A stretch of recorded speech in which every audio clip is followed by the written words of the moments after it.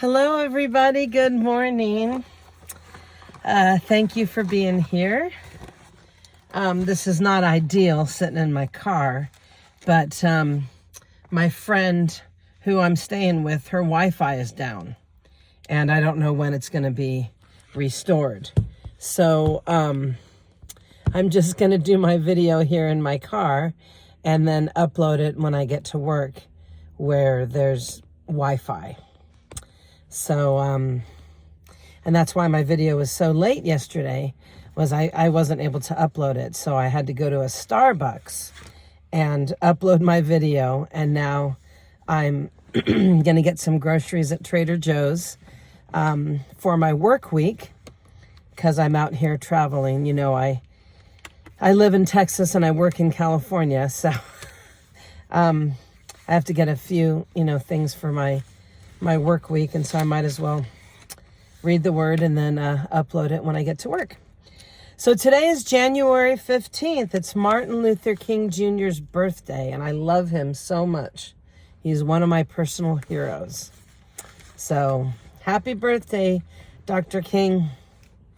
All right, January 15th, Genesis 3:31, 17, 32 through 12. So Jacob put his wives and children on camels, and he drove all his livestock in front of him. He packed all his belongings that he had acquired at Paddan-aram and set out for the land of Canaan, where his father Isaac lived. At the time they left, Laban was some distance away shearing his sheep. Rachel stole her father's household idols and took them with her. Jacob outwitted Laban the Aramean, for they set out secretly and never told Laban that they were leaving. Laban is not a very good person. He's got idols. Wow. So Jacob took all his possessions with him and crossed the Euphrates River, heading for the hill country of Gilead. 3 days later, Laban was told that Jacob had fled. So he gathered a group of his relatives. Oh, sorry, my iPad is not. It's trying to be balanced on my steering wheel. Let's see. I'm sorry. This is not the ideal situation. But it is what it is. Okay. Where was I?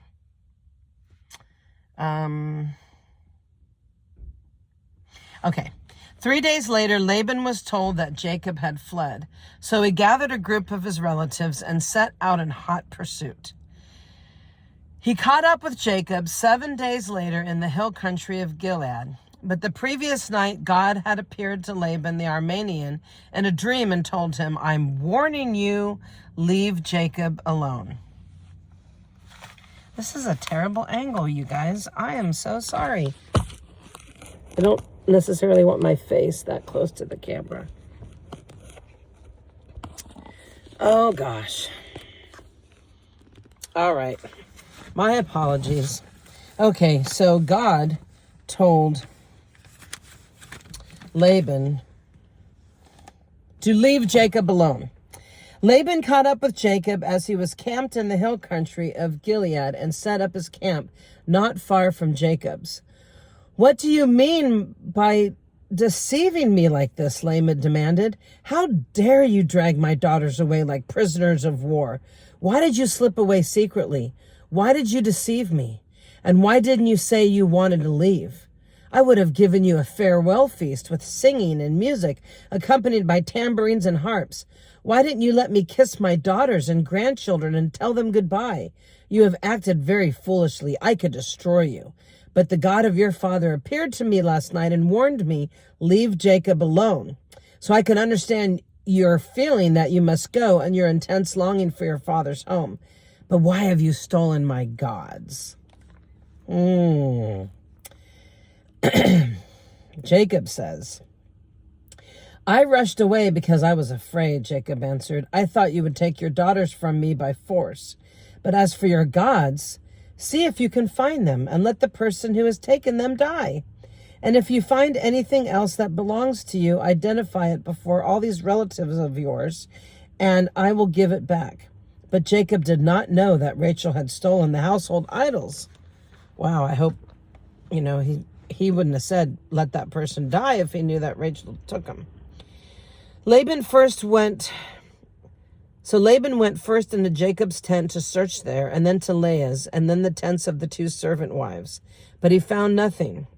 Finally, he went into Rachel's tent. But Rachel had taken the household idols and hidden them in her camel saddle, and now she was sitting on them. When Laban had thoroughly searched her tent without finding them, she said to her father, "Please, sir, forgive me if I don't get up for you. I'm having my monthly period." So Laban continued his search, but he could not find the household idols. Then Jacob became very angry, and he challenged Laban. "What's my crime?" he demanded. "What have I done wrong to make you chase after me as though I were a criminal? You have rummaged through everything I own. Now show me what you found that belongs to you. Set it out here in front of us before our relatives for all to see. Let them judge between us. For 20 years I have been with you, caring for your flocks, and all that time your sheep and goats never miscarried. In all those years I never used a single ram of yours for food. If any were attacked and killed by wild animals, I never showed you the carcass and asked you to reduce the count of your flock. No, I took the loss myself. And you made me pay for every stolen animal, whether it was taken in broad daylight or in the dark of night. I worked for you through the scorching heat of the day and through cold and sleepless nights. Yes, for 20 years I slaved in your house. I worked for 14 years, earning your 2 daughters, and then 6 more years for your flock. And you changed my wages 10 times. Yeah, Jacob has a right to be upset. In fact, the God of my father has been on my side, the God of Abraham and the fearsome God of Isaac. You would have sent me away empty-handed, but God has seen your abuse and my hard work, and that is why he appeared to you last night and rebuked you. Then Laban replied to Jacob, These women are my daughters. These children are my grandchildren, and these flocks are my flocks. In fact, everything you see is mine. But what can I do now about my daughters and their children? So come, let's make a covenant, you and I, and it will be a witness to our commitment. So Jacob took a stone and set it up as a monument. Then he told his family members, Gather some stones. So they gathered stones and piled them in a heap. Then Jacob and Laban sat down beside the pile of stones to eat a covenant meal. To commemorate the event, Laban called the place Jagar Sadutha, which means witness pile in Aramaic. And Jacob called it Galeed, which means witness pile in Hebrew.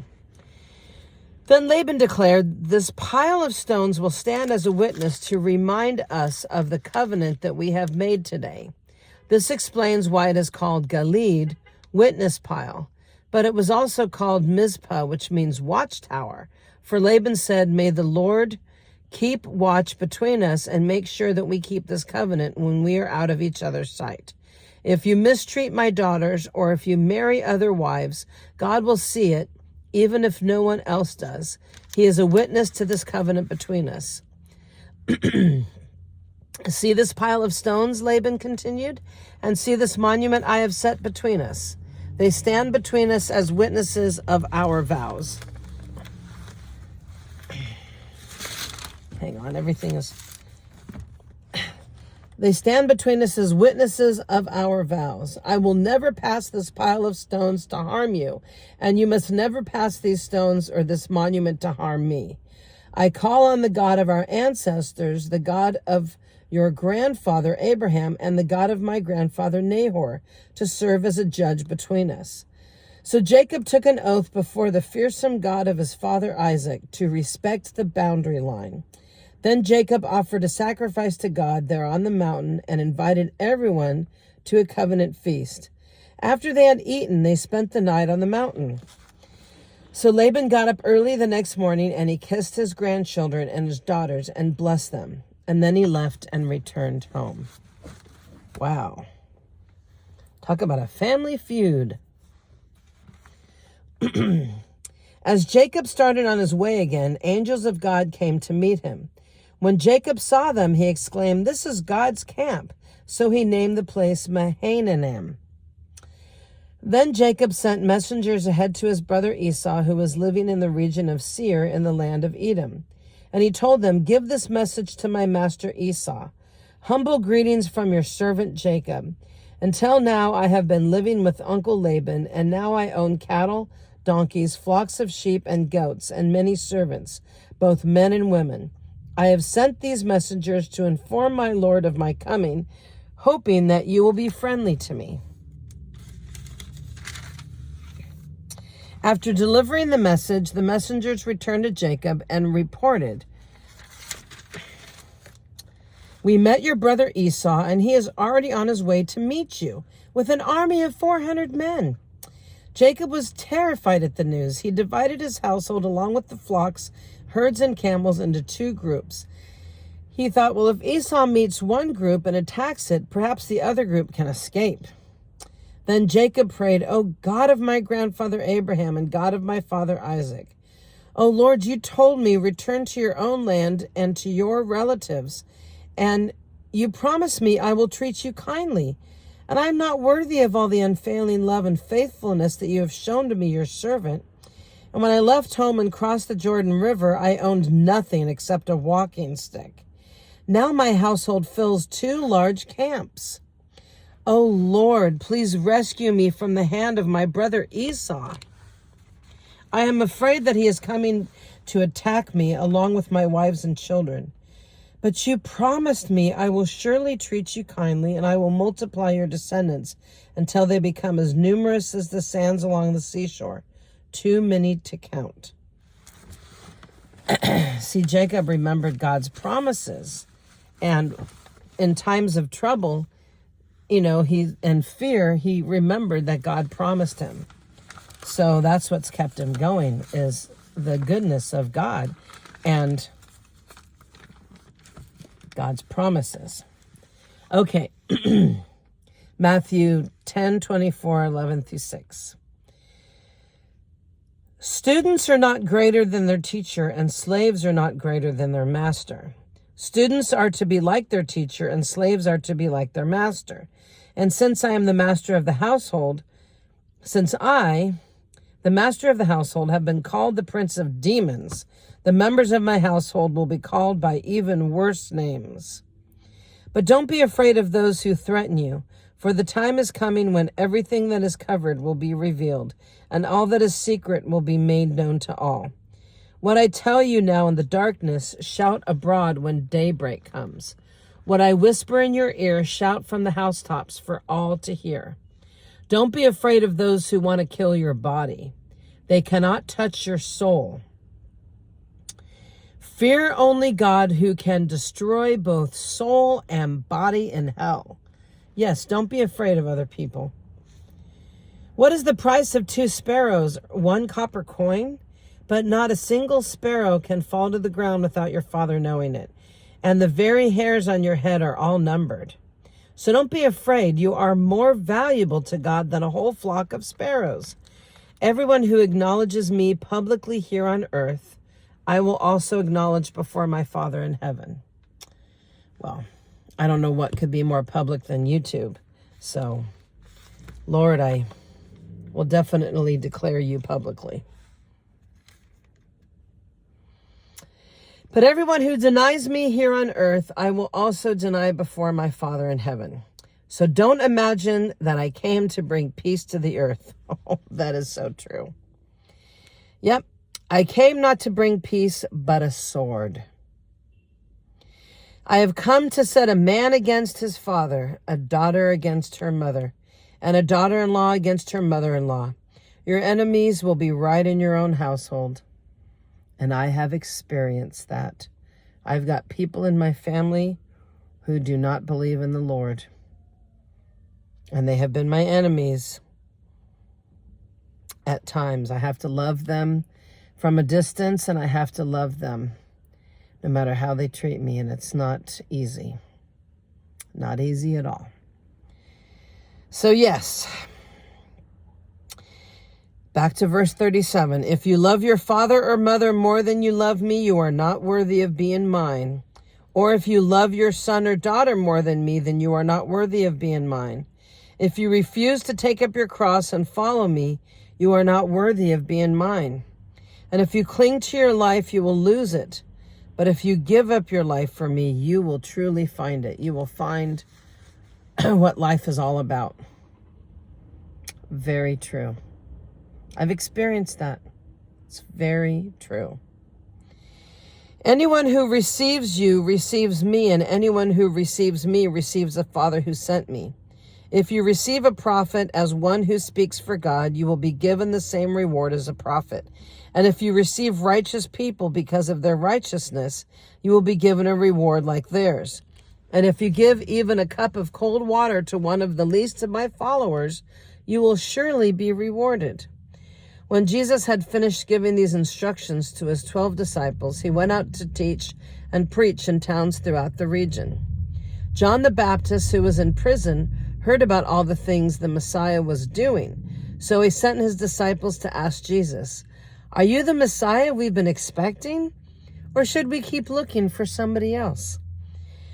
Jesus told them, "Go back to John and tell him that what you have heard and seen, the blind to see, the lame to walk, and the lepers are cured. The deaf hear, the dead are raised to life, and the good news is being preached to the poor. And tell them, God blesses those who do not turn away because of me." Wow, today is a good message. Psalm 13, 1-6, a psalm of David. "Oh Lord, how long will you forget me? Forever? How long will you look the other way? How long must I struggle with anguish in my soul, with sorrow in my heart every day? How long will my enemy have the upper hand?"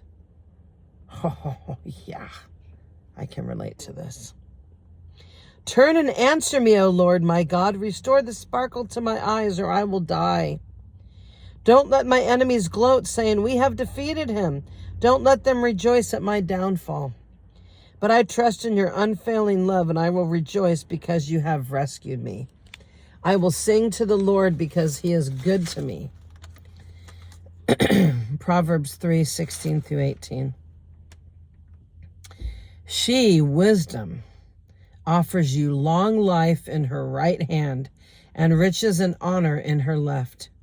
She will guide you down delightful paths, and all her ways are satisfying. Wisdom is a tree of life to those who embrace her. Happy are those who hold her tightly." Yep, we definitely need wisdom. It's very, very important. Okay, that's it for today. Thank you for joining me, and I hope you have a blessed and wonderful day. Now I've got to go into Trader Joe's and get myself some healthy food. Yes, for my work week. So I have some healthy things to prepare for work.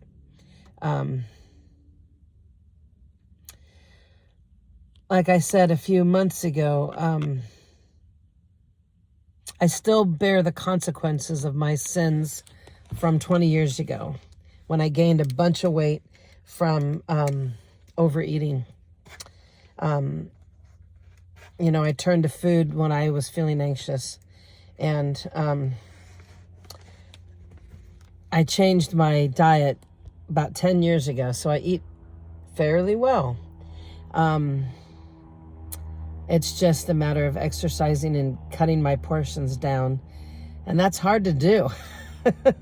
But God has called us to pray and fast, and I'm really good at praying, but I don't always fast like I should. So I am learning to do that this year. So if you think of me, please pray for me, because that's definitely an area of obedience that I want to master. I want to be able to deny my flesh in that area, so that way I can be even healthier. So anyways, I appreciate you being here, and I'm going to go get some groceries, and have a wonderful day. God bless you. See you later.